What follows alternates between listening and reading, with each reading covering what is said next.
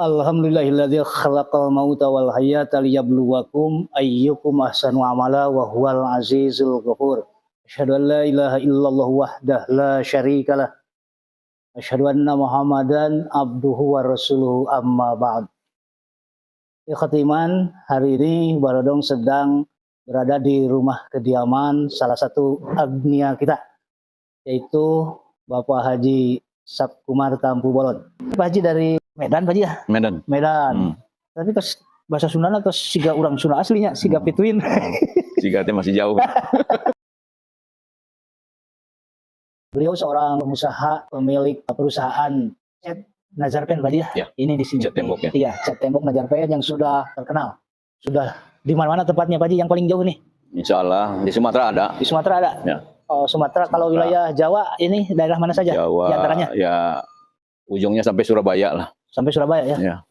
Secara zahir Pak Haji ini sudah mengejar dunia secara total ya. Alhamdulillah. Pak Haji sendiri merasa bahwa akhirat juga sudah 100% Pak Haji. Saja. Ati acan imang. Nah, ini yang dinyatakan oleh Rasul, laisa khairukum man tarakal akhirata lidunyakum wa laisa khairukum man tarakad dunya lidinikum. Jadi dua-duanya seimbang. Itu ukurannya kan fleksibel, Pak Haji ya. Tidak bisa diukur seimbang itu seperti apa.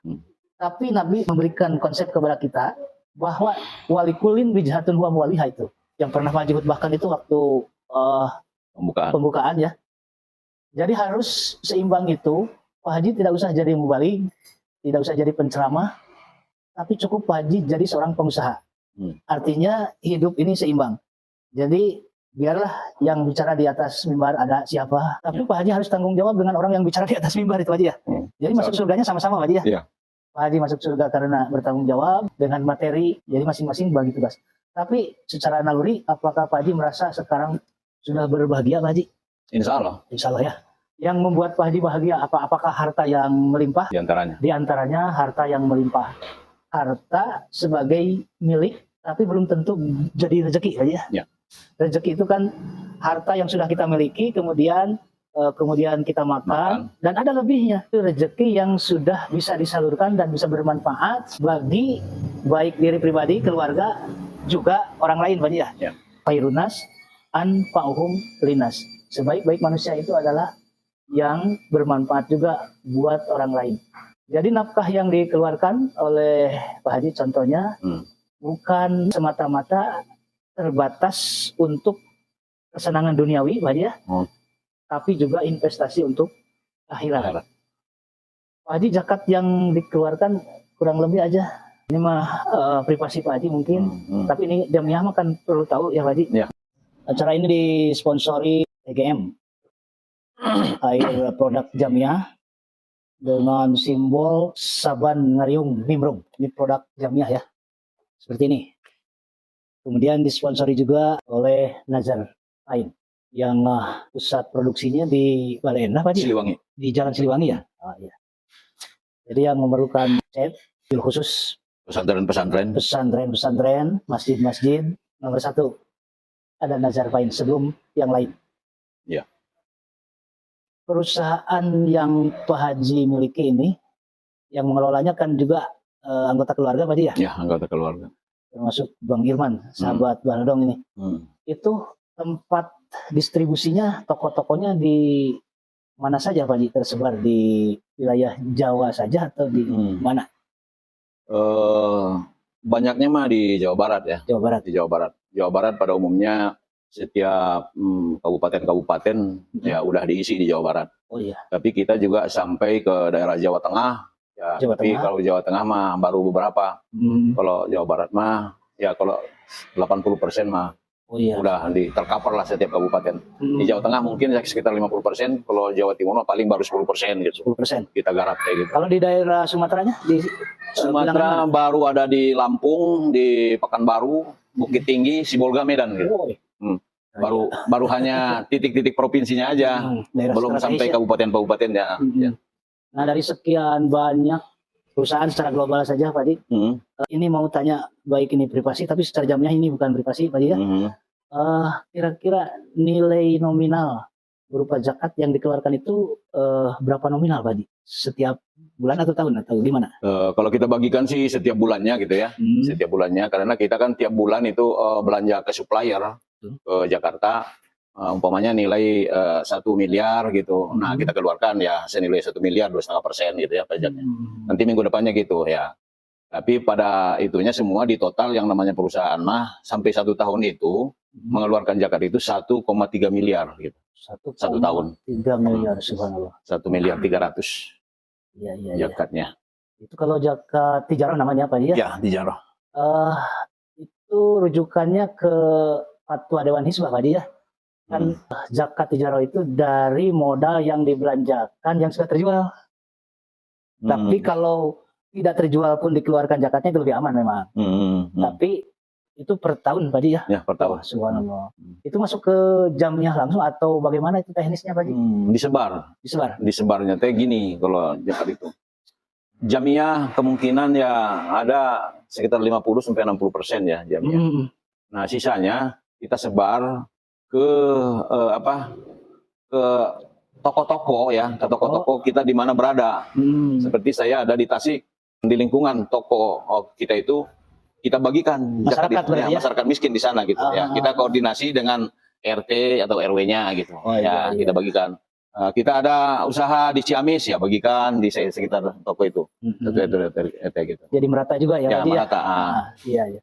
Secara jamiah itu hukum asalnya kan ke jamiah Pak ya. Iya. Tapi teknis terserah kita. Ya. Maksudnya ada masukan seperti ini Pak yang dikelola KLP juga. Jadi zakat itu tetap datanya masuk ke jamiah, teknisnya kita yang membagi silahkan gitu. Jadi harusnya Pak Haji itu ada data bahwa kita membagi di mana yang tadi seperti di Ciamis, melalui RT untuk warga sekitar. Tapi itu harus masuk data bahwa kita itu memang jamiah itu kaya melalui investor zakat dari Pak Haji. Jadi data Pak Haji masuk di jamiah atau memang begitu tidak? Misalnya yang ke RT ada laporan di jamiah tidak? Nggak ada. Harusnya bagusnya begitu. Jadi ada kebanggaan yang masuk buat aja, yang masuk ke jamiah aja yang biasanya dicatat ya. Tapi kan itu zakat juga yang tadi ya. Ya. Bukan semacam sedekah infak bukan. Ada juga ada campur. Jadi kita kalau mengeluarkan zakat ya ada infaknya juga gitu. Nah, cuman kan kalau zakatnya mungkin banyak, infaknya sedikit gitu. Ya, selalu diatur kayak gitu. Setiap berzakat infak ada gitu. Betul. Nah, tapi bisa aja kadang-kadang hanya infak aja gitu tanpa zakat. Nah, kalau keluar itu gitu.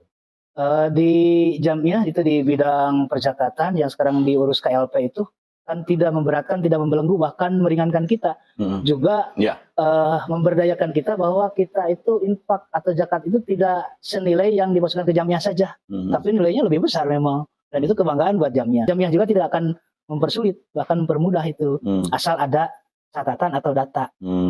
Jadi zakat yang dilaporkan ke jamiah itu sebagian meskipun lebih besar ya dibanding dengan di luar badinya. Pemitian sama ada kemah tercatat datanya kanggo urang maksudnya yang zakat urang teh memang nominalnya agung sih gitunya untuk sakitu gitu. Kan ada JIS juga di jamiah itu. Zakat infak sedekah itu yang dikelola KLP. Nah itu maksudnya Pak Ji ya. Itu kadar masukan kita kan lebih bagus itu. Lebih tertata rapi lah gitu. Dan tidak merugikan kita kan, kita tetap saja bisa keluar zakat infak, tidak mengurangi jatah ya atau nominal yang tadi. Kalau yang tadi ya kata Ustaz itu ada bagusnya juga. Kalau apa namanya ya penerima zakat di kita versi siapa ya? Pledge gitu. Ya. Nah kalau kita laporkan itu ada zakat ini kan. Nah kalau saya itu kan gini, ada beberapa pengusaha juga pajak teh dikurangin. Karena saya bayar zakat, Ustaz. Gitu. Karena pengusaha itu bayar zakat, bisa dikurangi katanya dari pembayaran pajak. Oh, itu dari aturan pemerintah juga ya? Iya, peraturan pemerintah. Tapi kita ini belum, bisa nggak Lex versi sini memotongkan pajak saya ke zakat itu? Karena ini kan saya kan jadi 3 kali bayar zakat ini. Iya. Zakat. Pada saat saya beli bahan, itu kena 10%. Oh gitu ya? 10%, gede kalau pemerintah itu. Iya. 10%. Soalnya perusahaan. Iya. Iya. 10%. Nah, nanti ini bahan yang saya beli ini dikelola sama saya, terus saya punya untung. Dipajak lagi. Nah, ini kemungkinan yang bisa dipotongkan oleh late apa ya mungkin suatu harapan ya. Jadi pengusaha-pengusaha yang sudah bergayung membayar zakatnya ke jamaah versis gitu ya.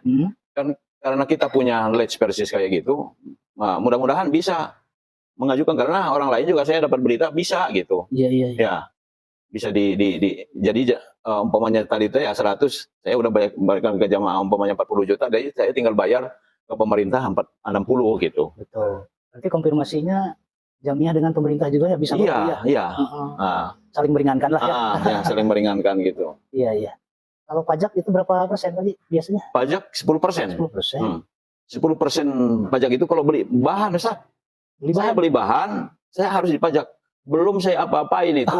Gitu ya. Nah, tapi itu kan aturan pemerintah ya, kita nggak bisa apa-apa gitu. Nah, kalau zakat keuntungan itu saya kelola dulu, saya dagangkan, saya jual, baru saya kena zakat kan kalau di itu mah. Ya, baru saya keluarkan gitu. Iya. Nah, itulah yang saya bayarkan zakat itu. Nah, kalau pemerintah, nah, atos dijual nu kemari teh gitu seolah-olah teh. Atos sok itu bayar zakat nah. Pajakna gitu. Pajak. 10% kalau di jamiah kan 2,5 ya. Iya, 2,5. Pemerintah mah 10. 10. Ya, gede. Nah, makanya ya apa ya, kalau bisa dikatakan pengusaha muslim teh berat ya. Gitu. Oh, itunya dibandingkan dari yang lain gitu ya. Non muslim. Kalau kita itu kayak gitu 3 kali bayarnya. Kapan saja itu? Ya pada saat beli itu. Gitu. Pada saat saya beli bahan, saya langsung kena pajak. Model makan aja. Dia yang punya PPN, selesai makan, bayar pajak 10% kan. Setiap belanja bahan itu ya? Iya, setiap belanja. Tapi setelah pengolahan mah nggak ada gitu, atau gimana? Iya, setelah pengolahan, setelah dijual, saya kan punya untung tuh dari yang saya beli, padahal saya udah bayar ya. Nah, itu kena lagi. Pajak kemarin teh, ya nggak tahu itu. Katanya pajak keuntungan itu. Memang ada aturan pajak keuntungan, pajak modal ada memang dari pemerintah. Juklaknya atau undang-undangnya atau gimana ya? Iya. Ada kemungkinan ada matak jalan oge. Kan gitu. Kalau di jamiah mah di secara aturan syar'i ya, secara hukum Islam, pajak yang zakat yang tadi ya, dari modal yang dibelanjakan yang terjual ya gitu. Itu bedanya ya? Iya. Bedanya juga 10% 2,5 ya? Iya. Oh begitu ya. Yang namanya tijaroh ini, untung nggak untung zakat harus dibayar. Iya kan ya? Iya. Nah, Ari bisa mah ya ratu. Nggak untung mah. Iya. Kalau nunggu untung berarti kalau nggak untung nggak bayar zakat. Justru zakat itu supaya untung. Iya gitu. Artinya kalau kita, ya ini mah pemahaman saya ya Ustaz ya. Jadi kalau kita berbisnis, untung untung zakat mah kudu. Karena ada modalnya.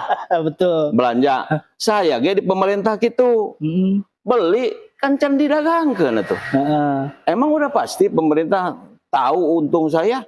Nah, itu lagi. Itu laku gimana? Tapi saya harus bayar 10% Ustaz. Ya. Dan agama juga ya memerintahkan, saya anggap gitulah, saya memang nggak begitu tinggi ilmu agamanya gitu ya. Artinya berbisnis bukan masalah untung yang untung. Main nggak di bisnis? Kalau main di bisnis wayahna teh untung oke kudu zakat mah. Tujuan zakat itu supaya menguntungkan kita. Sudah punya modal juga sudah untung sebetulnya. Untung punya modal. Gitu. Karena dalilnya juga khudz min amwalihim tutahhirhum wa tuzakkihim. Jadi diambil zakat dari orang yang berbisnis itu untuk mensucikan diri mereka, harta mereka terjaga. Itu artinya segala hal yang kita lakukan dalam bisnis kita itu dijaga dengan zakat kita maksudnya ya. Dengan sedekah, dengan infak kita. Belum apa-apa sudah dijaga gitu. Ya dari modal, itu kan dari modal yang dikeluarkan sudah dari modal yang dibelanjakan sudah keluar zakat, artinya itu sudah dijaga. Dia tidak akan rugi, itu janji dari Allah. Dan memang rugi secara hedoni manusiawi itu rugi, bangkrut, tidak jalan usaha itu secara hedoni. Tapi menurut Allah tetap saja untung. Paling tidak dia sudah menjalankan syariat dan percaya kepada Allah bahwa tidak akan dirugikan siapa yang jual beli di jalan Allah begitu. Itu berdasar keyakinannya. Menurut Pak Haji sendiri, sebutlah Pak Haji orang yang sudah cukup dalam harta. Pak Haji itu sudah cukup kan ya? Tapi ada lagi yang melebihi, mencukupi selain dari harta Pak Haji? Ya kebahagiaan mungkin ya. Itu kebahagiaan, kebahagiaan, ketenangan gitu. Nah, dapat di situ gitu, Ustaz. Jadi saya kalau sudah bisa berinfak dan berbagi kepada orang lain itu, saya merasa tenang gitu. Nah, itu, Ustaz. Jadi tidak semua orang kaya itu tenang ya. Setelah hartanya dikeluarkan jadi rezeki yang bermanfaat, itulah ketenangan yang hakiki ya Pak ya. Sebab hidup bukan hanya mengurus harta di dunia saja, tapi harta di dunia ini harus menjadikan kita menjadi orang yang sukses nanti di akhirat. Begitu Pak Haji ya? Oke. Bagi yang saya rasakan gini, punya harta teh gitu, hanya cukup dinikmati di dunia. Ya, hanya cukup dinikmati di dunia. Ya ini kalau menurut versi saya gitu ya, dinikmatinya teh di dunia saja gitu. Jadi kalau di dunia saja, emang sebanyak mana harta, nah udah ditinggalkan berarti. Betul. Kalau ditakdirkan kita meninggal, ini harta masih banyak, kan nggak dibawa mati. Nah, keuntungannya yang saya rasakan bayar zakat ini gitu ya. Nanti zakat ini teh memang seperti beras, seperti mobil, saya nggak bisa bawa. Tapi saya punya kesempatan mewakafkan atau mensurakohkan gitu ya harta saya. Ya mudah-mudahan nanti itu teh kebawa sama saya di akhirat. Amin. Itu yang membuat bangga. Itu harus pasti. Itu yang bikin bangga dan kita merasa tenang. Jadi tidak hanya tinggal di dunia semua gitu. Insya Allah mudah-mudahan nanti kebawa ke akhirat gitu. Jadi harta nu diolahin nanti pangitan hanca bawain ke akhirat gitu Pak Haji. Itu. Pantes nanti mau sono di surga Pak Haji loba harta kita di dia sebagai banyak gitu. Tapi anu teu boga manu malarat make sigana ya diberi harta di surga teh wah mati mak. Demikianlah wawancara singkat dengan salah satu agnia kita yaitu Bapak Haji Sapkumar Tampu Bolon. Mudah-mudahan ada yang bisa di garis bawah jadi pembenaran bagi kita. Terima kasih Pak Haji. Jazakallah khairan katsira.